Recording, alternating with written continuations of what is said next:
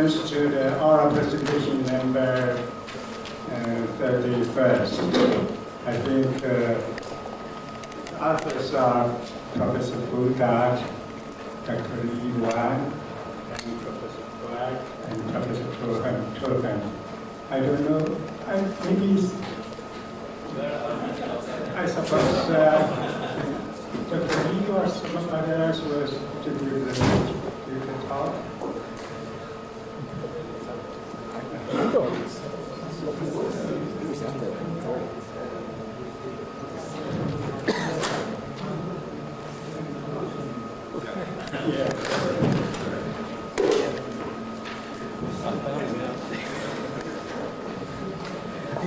Yes, Professor Boudart, please. Thank you. You have seen this. Next slide, please. Next slide. Okay, it started really in a very interesting forgotten investigation by Sandbakken and colleagues, and they adsorbed nitric oxide on a gamma alumina at low temperature. And what they saw, do I have a pointer here? What they saw is that the rate was extremely slow.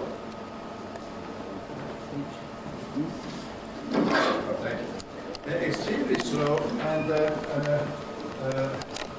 you see, it takes really at that rate, expressed in per centimeter per second, it takes many days, months, to get to equilibrium. They were very patient. The other thing that they found is that the rate goes down as temperature goes up. This is from low temperature to room temperature.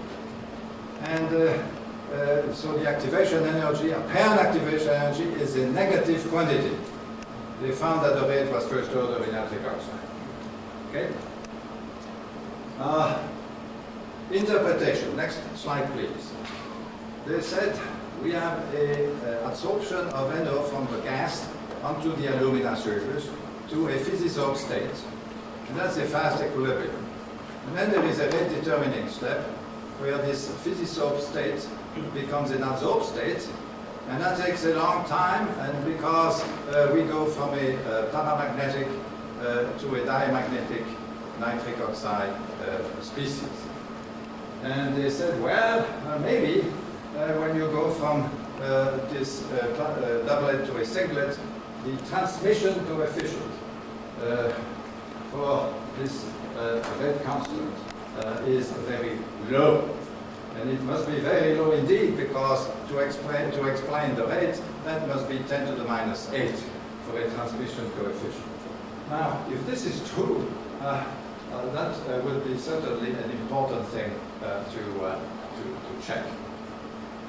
Why should it be that way? Why is it that in the entire work on catalysis at surfaces, people have never mentioned the possibility of such low transmission coefficient? So the work that I'm going to present, next slide please, was designed to check these observations of Sandbakken by means of TPD, measurements of the paramagnetic susceptibility in the adsorbed phase, activation of the alumina at increasing temperatures to create oxygen vacancies, suspected sites for adsorption of NO, and poisoning of these vacancies by ammonia, as well known in the literature. This was all written up in a dissertation by the author that you saw before, and that was 20 years ago. And the work has never been published, presented in public until right now. I appreciate the opportunity of doing that. And the reason why we are doing that is what I call the Iwamoto effect. The Iwamoto effect is that in '74, some people were interested in the catalytic decomposition of NO, and then silence for many, many years. And now, again, following the lead of Iwamoto, there are many, many investigations again on the decomposition, catalytic decomposition of NO. Now, what I'm going to tell you is not the catalytic decomposition of NO. It's not catalytic, it's decomposition on alumina, but it is not catalytic. Nevertheless, we think it is pertinent. Next slide, please. What I'm going to try to convince you in 15 minutes is that what Solbakken observed and what we observed is explained in the following way. We have sites which are aluminum ions exposed. These are the alpha sites of Perry on gamma alumina, and we have adsorption back and forth here. Then we form a dimer of NO, and this dimer, and this is also reversible and equilibrated, and then this dimer decomposes into N2O, physisold at low temperature, dissolving at higher temperatures, and the oxygen atom is captured by the site. And that is the redetermining step for the kinetics as observed by Solbakken, we claim. What happens finally, not kinetically significant, is that the oxygen, which is chemisoled on the vacancy, reacts with NO to form NO2, NO2 reacts again with NO, and the final product is adsorbed N2O3, and the stoichiometric equation for all this sequence is 4NO plus a site gives N2O physisol plus N2O3, the final product. Okay, this is the famous picture of Perry. When you dehydroxylate a gamma alumina, this is a particular plane. People have done this on other planes. This is 100 plane. We form vacancies, pairs of vacancies or triplets of vacancies, and that is well documented. So then, these are the sites. Next slide, please. You see, these are the sites, and we are now going to adsorb NO on these sites. This is not a physisorption. This is stronger than a physisorption, and we think that actually the transition state is immobile for such a. This is not a strong adsorption, but it is not a physisorption either. Okay, so how does it work? Next slide, please. We have a Langley isotherm, or you could have any kind of isotherm you wish. What really we think is that you have sort of mid-coverage for covering these particular sites at the temperatures that we deal with. And that if the coverage is about half, then the theta here will be proportional to this, to some exponent between 0 and unity is an old trick. You can do this more elegantly with a champion surface, but it will be something like this. So we'll remember that as we go along. Okay, first step down. Second step, next slide. You see, is after adsorption dimerization. Now, next slide. What's the evidence for that dimerization? Next slide, please. The dimer would be diamagnetic, and this is supported by the paramagnetic susceptibility measurements. We are going to see that this dimerization is favored by increasing concentrations of the sites. So let's look at that. What is the evidence? And lots of data are summarized on the next slide. Paramagnetic susceptibility measurements.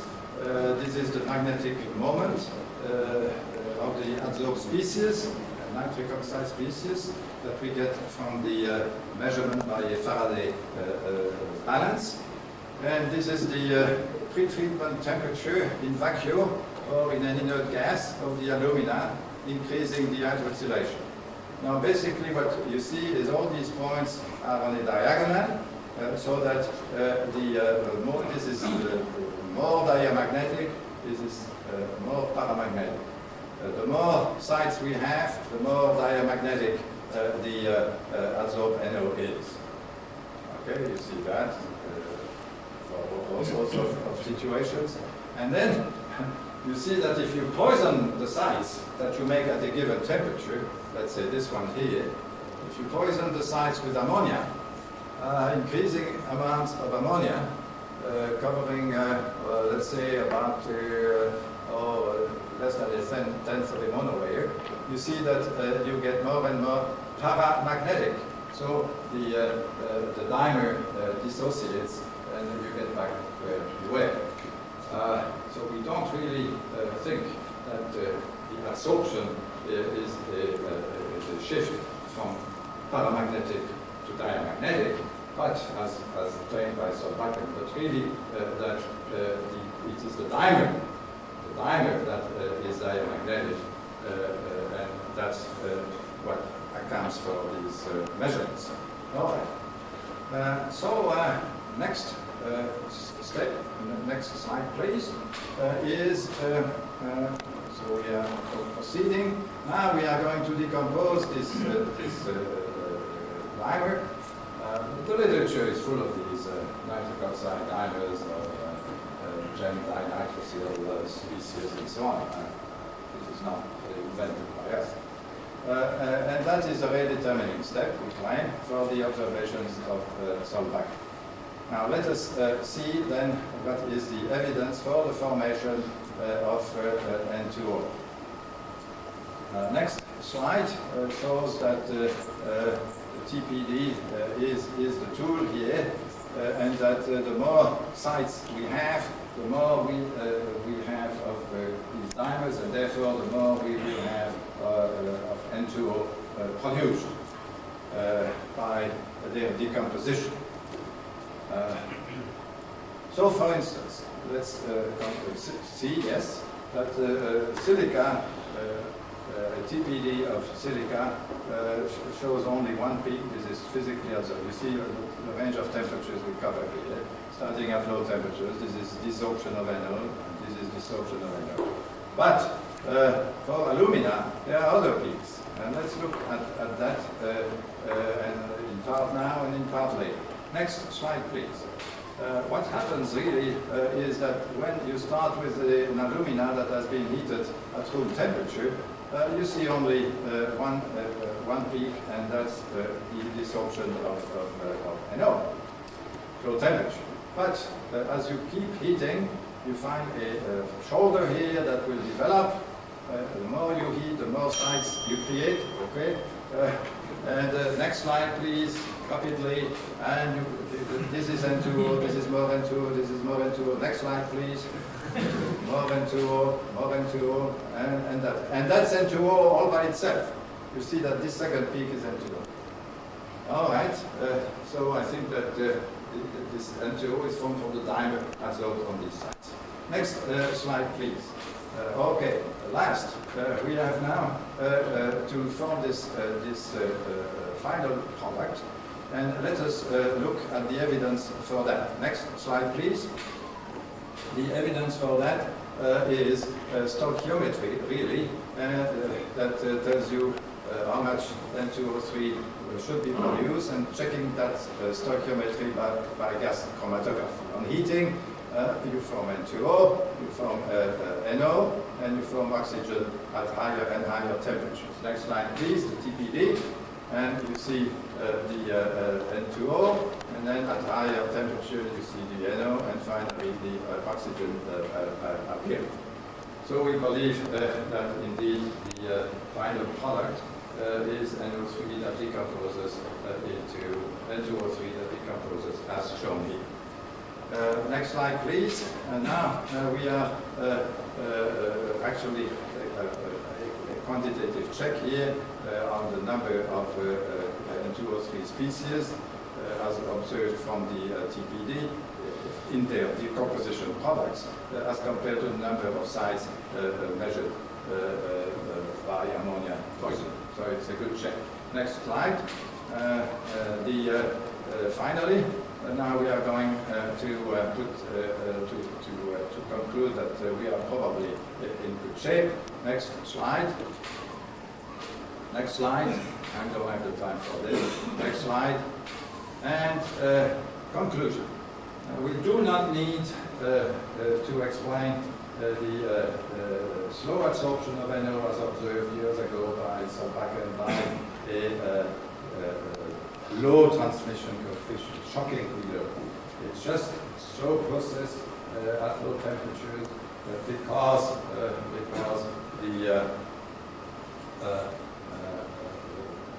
because of the decomposition of the dimer into N2O. And because it comes from the dimer, and the dimer is decomposed at higher temperatures, we have a negative temperature coefficient.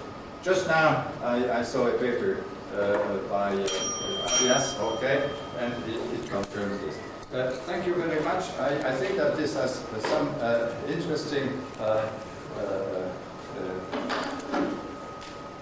input on catalysis, but maybe that will appear in the discussion. Thank you.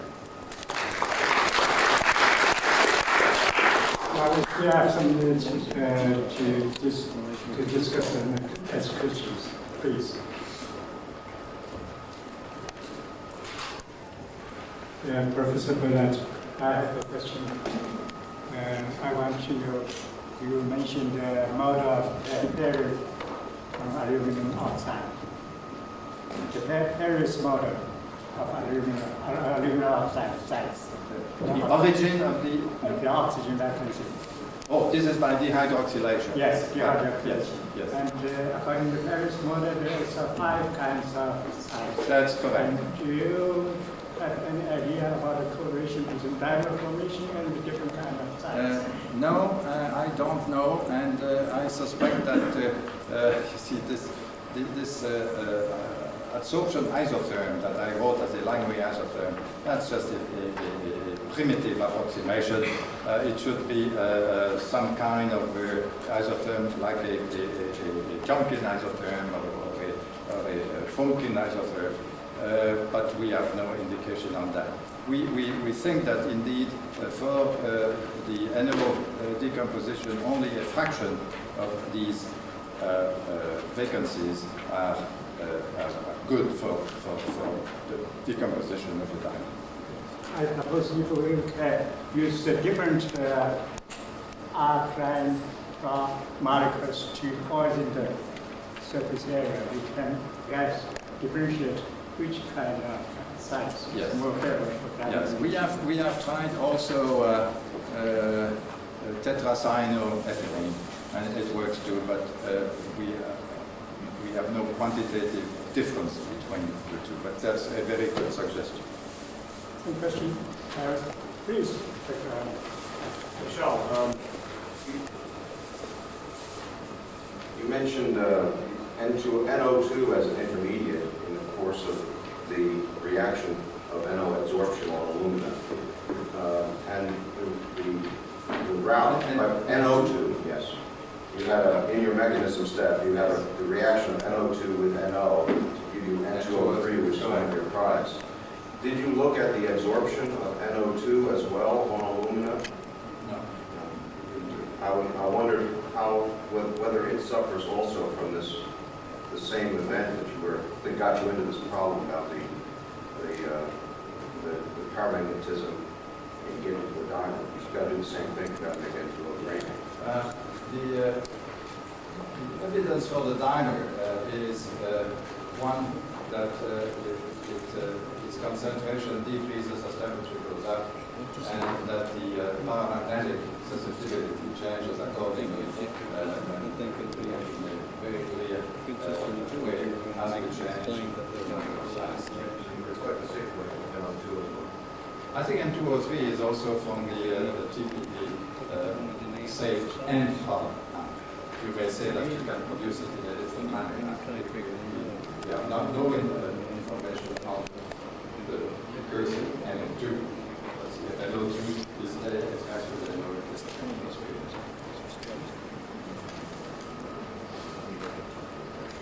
So, thank you very much, Professor Boudart. first